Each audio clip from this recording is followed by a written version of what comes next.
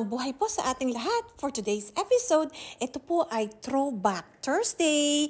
Dahil po namiss ko ang aking kaibigan, isa sa pinaka malapit kong kaibigan dito sa Bangalore. At alam nyo nga po, siya ay nasa Japan na. At ito nga po si Marisa. At yan, for today's episode, napag-usapan namin na magkita kami sa Good Earth. Isa ito sa kanyang paboritong puntahan. Napakaganda ng mga products dito sa Good Earth at syempre, napakaganda rin po ng presyo. Ito po ay kilalang brand dito sa Bangalore at ang history po nito ay nagsimula lamang sa isang entrepreneur na babae at marami po siyang tinutulungan ng mga locals women na nagkaroon ng trabaho dahil po sa Good Earth. Ayan. Iba talaga pag nagmamature na tayo guys, ang mga gusto na lang natin puntahan ay yung mga pampaganda ng bahay, kung paano natin may ayos ang ating tahanan. Ako po ay mahilig sa ganyan at ganyan din po si Marisa. Nagkakasundo kami sa mga bagay na pampaganda ng bahay or pamparelax, para sa buong pamilya, para maging, alam niyo po yun, yung harmonious ang loob ng bahay niyo. At syempre, hosting party para pag may bisita, ganyan. Meron kang mailalabas na mga plato. Ganun po talaga pag nagmamatured na. Iba na po ang setup ng aming pag-iisip. Pag naman na pag-uusapan yung mga recipe naman po, Japanese recipe, kasi po ang aking pamilya ay mahilig po sa Japanese food. Ayan, napag-uusapan din namin yan. At sinasuggest niya sa akin kung ano ang masarap na Japanese restaurant dito sa India. I think na tumira siya sa India ng 4 years. Kaya mas matagal po siya sa akin. At syempre po, active din po siya sa Japanese community. Kasi po sa school namin, meron pong malaking grupo doon ng mga Japanese women na talaga pong nag-aasikaso, nagvo-volunteer doon sa aming school, sa lahat po ng mga activities ng mga bata. Ganon din po ako sa States nung maliit pa po si Sean. Lagi din po akong active sa school. Balik naman po tayo dito sa Goodwill. Alam niyo po bang pabalik-balik kami dito at lagi kami nag-aabang kung mayroon silang bagong labas. Ayan. At dito ko rin nalaman ang brand na ito dahil kay Marisa, dahil sabi niya nga sa akin, yung mga Japanese friends niya mahilig magpunta dito dahil nga pag expat ka, bumibili ka ng mga bagay na dadalhin mo kung saan kang bansang titira. Ayan. Kaya sinama niya ako dito and I'm so grateful. Alam niyo ba guys, ganyan po ang buhay ng mga expat. Kailangan open-minded ka at mahilig kang mag-explore para hindi ka naboboard sa loob ng bahay. Nakasanayan ko na rin po ang pagiging expat dahil sa loob po ng 4 na taon ay marami na rin po akong mga kulturang at mga kaibigan na nakilala. Ito ay mga kaibigan na nakilala namin sa iba't ibang parte ng mundo. Kaya natutuwa ako na kahit saan ako mapunta ay meron po ako nakikilala na either foreigner po or kapwa ko Pilipina. Ayan, at naisishare namin ng aming mga experience sa pagta-travel o sa pagtira sa ibang bansa. Alam niyo ba guys, kundi lang dahil sa COVID, 2 years sa COVID, sigurado po marami po akong nakilala nung kami po ay natira sa Europe.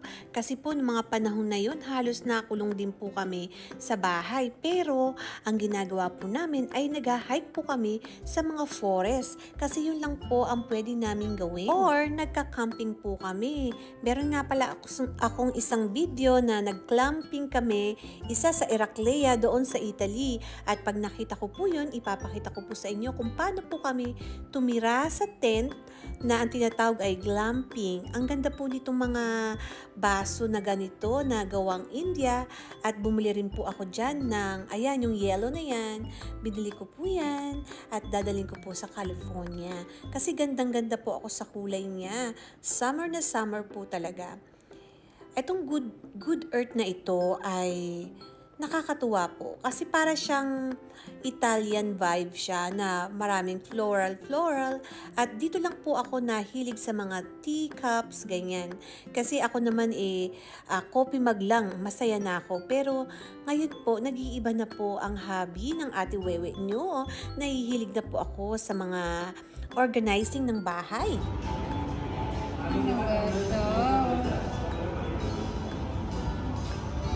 Para may remembrance ka. Ang bongga naman. No. Ito pala, dito siya. Ano kaya ibibigay namin? No. No, actually gusto ko Marisa, no. from Japan. Kaso wala akong time. Okay, magkikita pa naman tayo. Kaya lang kasi.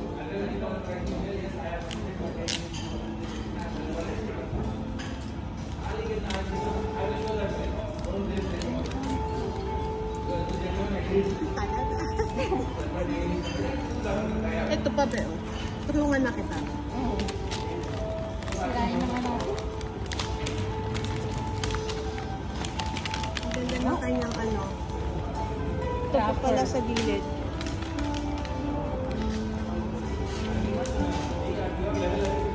Ano yung pinuntahan nyo?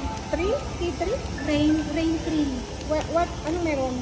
Mga ano din, mga damit, mga tablecloth. Yan. Gusto ko Punta tayo next week. Oo. Sana walang sakit ang mga bata. Grabe naman makaalam. Matutuwa ka doon. Talaga? Yeah. Ano binili tayo? Wala, mga souvenir lang. Pero mga damit magaganda. Merong damit na parang 40,000. Ano po talaga sa damit yan? Pero ang ganda. Ano damit yon? Oh. Ay, grabe. Hindi matapos-tapos ang regalo ha. Parang ayaw ibigay Ayaw ipakita sa'yo. Oh. Grabe naman to. Wala na sila nito sa... Talaga? Ready? 1, 2, 3. Go. Tara! Ang dami pa rin ba? Nakaano pala. Ito. Yun pa rin. Di ba ito yung gusto mo? Hindi. Sa'yo yan eh. Yung sa akin yung hindi ko pa nga alam, nag-iintay pa ako. Pero okay lang. Ayan. It's only 4 pieces. But sabi nila pwede ka pa rin daw mag-ano. If you want 6 pieces, you can order. So, 6 to. 4. Kasi ito kasama eh. Ang tawag dito, sugar cream. Or sugar cream then the Ito. hindi pa. Oo. Ito gusto ko buksan mo. Same color? Oh naman, syempre. Really? Oo. Ang ganda. Ako, hindi ko pa rin alam. Hindi ako makapag-decide. Ikutin mo muna lahat ng ng mga... Ikutin mo muna lahat.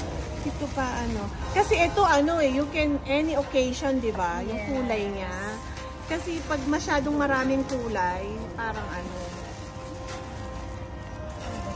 Sige, mo na lang. I-empake naman ito yung mga magpapakulit. Oo. Kaya alam mo, binigay ko na yan sa'yo kasi hindi ko alam kung paano may impake. Dadalhin niya ba? O dadalhin niya ba? So, ayun. Ang ganda. Diba? Ang laki naman ito. Ang laki to. Diba? Ang ganda. Yung kay ate, bigat. Oo, ang cute. Oo. It's very Marisa. Simple but elegance na. Ayan. Nag-gift na ako sa'yo, ha? At ayan nga ang whole set niyan. Kasi nga dahil sobrang busy niya, ayoko na po siyang gambalain dahil hindi rin po ako makakatulong. Yes? Who's that?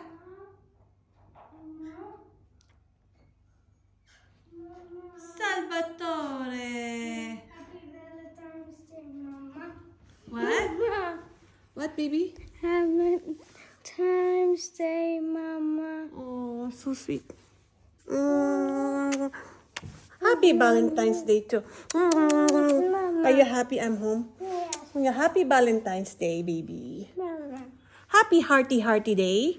Where's your sister? I left you. You left her? Why? Are you happy mommy's home? Yes, Hi, Pab. Mama. Love you. Happy Heart Day. Happy birthday, So sweet. Mama. Mama's boy talaga to eh. Pinakamalambing kong anak. Huwag niyo sasabihin kay Nina. Who's the sweetest boy? Me. Who's mommy's boy? Me. Ay, high five. How's school? Good. What did you do at school? Tell me. Too much. Too much? What did you do? Too much I can't even remember. What did you do for PE? I did so much activity. What? I can hear you. What? Come I here. did so much activity. So much activities. Yes. You're tired? Yes. Okay. You rest, baby, okay?